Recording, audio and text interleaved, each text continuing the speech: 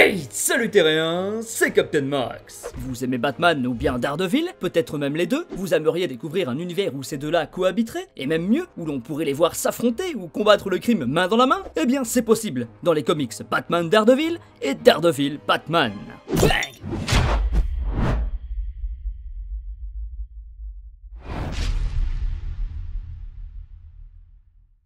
La dernière fois, je vous avais évoqué mon plaisir coupable de lire des comics crossover, où deux univers se croisent dans un seul et même récit pour le plus grand plaisir, ou pas, des fans des deux licences. Et s'il est fréquent de voir les licences de tout type d'horizon, dont des maisons d'édition concurrentes, se mêler aux univers de DC et Marvel, il est cependant plus rare de voir ces deux géants fusionner. Cependant, c'est quand même arrivé quelques fois, essentiellement dans les années 90, où c'était aussi chaud pour le cul de l'un que de l'autre. Parce que oui, au cours de la décennie en question, pas mal de nouvelles maisons d'édition ont vu le jour, comme Valiant, Dark Horse, Image Comics, etc. Ce qui va alors faire pas mal de concurrence. Mais ce n'est pas tout, car après le sérieux qu'ont amené les années 80 au monde des comics, les 90s vont vouloir capitaliser sur cette maturité de la BD, au point de tomber dans l'excès, avec du sexy en veux-tu en voilà, des corps disproportionnés, des flingues gigantesques et du gore à tout va. Le résultat est sans équivoque, et se fait largement sentir dans les ventes. C'est pourquoi les Big Two vont décider de taper fort, et pour ça, rien de tel que de s'allier afin de bouleverser le marché du comics. Les deux rivaux de toujours vont enfin faire la paix pour offrir le meilleur à leurs fans.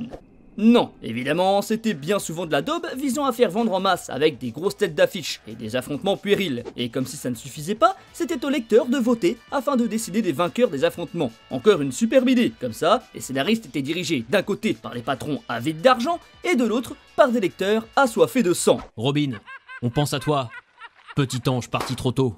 Mais il y a aussi eu l'univers Amalgame, dans lequel on peut retrouver des fusions parfois cool, parfois ridicules, de personnages Marvel et DC, comme le fameux Dark Claw, fusion de Batman et de Wolverine. Eh coucou, ça te dit qu'on fusionne tous les deux? Non, ça ira, merci. Super, j'arrive. Vite, vite, vite, vite, vite, vite, vite, vite, vite, vite, vite, vite, vite.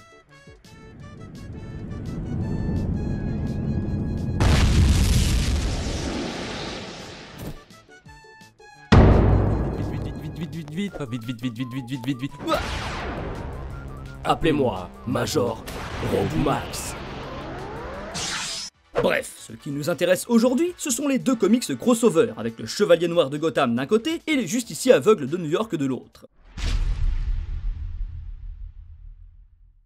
Mais commençons alors par le commencement, avec Daredevil Batman, sorti en 1997 par Marvel, écrit par Daniel J. Chichester et dessiné par Scott McDaniel, deux artistes qui avaient déjà travaillé ensemble sur pas mal de numéros Daredevil de 1992 à 1994. Dans un univers où le New York de Marvel et le Gotham de DC coexistent, Batman et Daredevil vont chacun enquêter sur des crimes et vols de haute technologie dans leurs villes respectives, jusqu'au moment où ils vont se croiser dans les égouts de New York. Ils vont alors s'affronter dans un premier temps, car ils pensent l'un et l'autre être tombé sur le criminel, mais ce fut très bref. Le héros écarlate réussit à éviter un batarang, tandis que le Dark Knight parvient à lui mettre un gros coup de pied dans la tronche et à l'attraper par le cou, avant que son opposant se dégage, et c'est déjà fini. Ils font ensuite copain-copain, un peu par la force des choses, une fois qu'ils comprennent qu'ils sont dans le même camp, puis partent à la recherche de leurs rivaux, et après une enquête aussi courte que leur super bagarre, ils réussiront à mettre la main sur les deux vilains. Après une nouvelle petite castagne, on comprendra que c'est finalement Double Face qui s'est servi de Mr. Hyde en lui greffant une puce dans le cerveau. On apprendra aussi que Matt Murdock et Harvey Dent avaient fait leurs études d'avocat ensemble,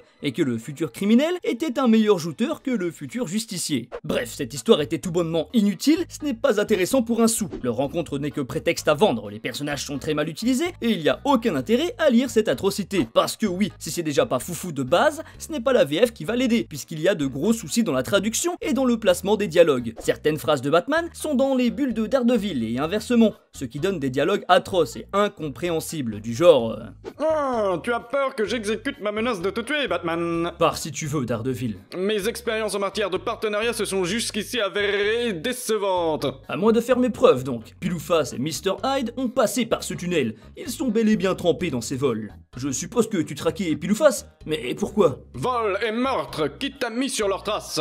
Question directe s'il en fut. Disons que j'ai mes trucs. Et là, ces trucs? Mais qu'est-ce que c'est que cette conversation de dingue? Même à Arkham, les patients les trouveraient louches. Les gars inversent les rôles et parlent d'eux-mêmes à la troisième personne. Ensuite, le diable annonce au Chevalier Noir qu'il sait que Double Face vient de commettre un crime, et il demande quand même pourquoi est-ce que Batman le poursuit. Bref, tout du long, c'est une catastrophe. Marvel Comics France avait bien dans la colle à l'époque de sa publication, ce qui n'aide n'aide évidemment pas à faire passer la pilule d'un pitch aussi creux. Mais ne perdons pas plus de temps et passons au deuxième pour voir s'il s'en sort mieux. Pour le second crossover du nom de Batman Daredevil, c'est DC Comics que le publie en 2000 en VO et la même année en VF par Semic, dans une version bien plus correcte que celle de Marvel vue juste avant. Au scénario, c'est le grand Alan Grant qui s'y colle. Attends, Alan Grant, le célèbre paléontologue de Jurassic Park, a écrit des comics? Mais c'est trop bien! Non, le vrai Alan Grant, le prestigieux scénariste de comics qui a écrit un nombre incalculable d'histoires dans le magazine 2000 AD, notamment sur Judge Dredd, mais aussi pour avoir œuvré sur pas mal de Batman, de Lobo et même d'Etrigan le démon. Alors essaie de te montrer un peu respectueux.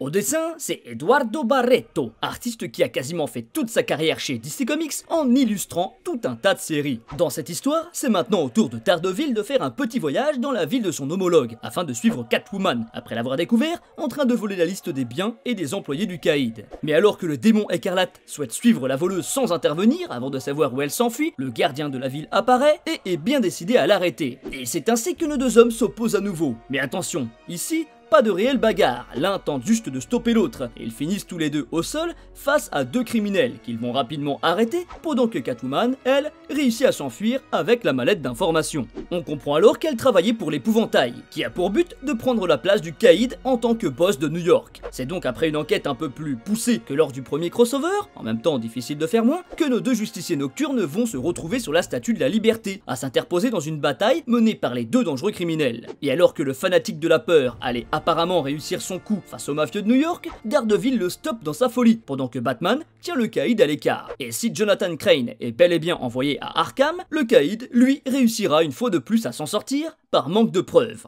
Fin. Et oui, même si ce n'est pas au niveau catastrophique du premier, ce n'est tout de même pas incroyable. On sent le pur produit de commande. L'histoire se tient, les dessins sont propres, mais il n'y a quand même pas grand chose à retenir de cette aventure. Conclusion, si Green Lantern vs Aliens était une très bonne lecture, c'était probablement grâce à la grande liberté qu'ont dû avoir les artistes, et surtout le scénariste lors de l'écriture de sa série. Car ça a dû être une toute autre histoire du côté de Dan Chichester et d'Alan Grant, entre l'attente des fans, la pression et les restrictions par les Big Two, ainsi que l'obligation d'écrire une histoire en one-shot, difficile de produire un chef-d'œuvre sous ces conditions.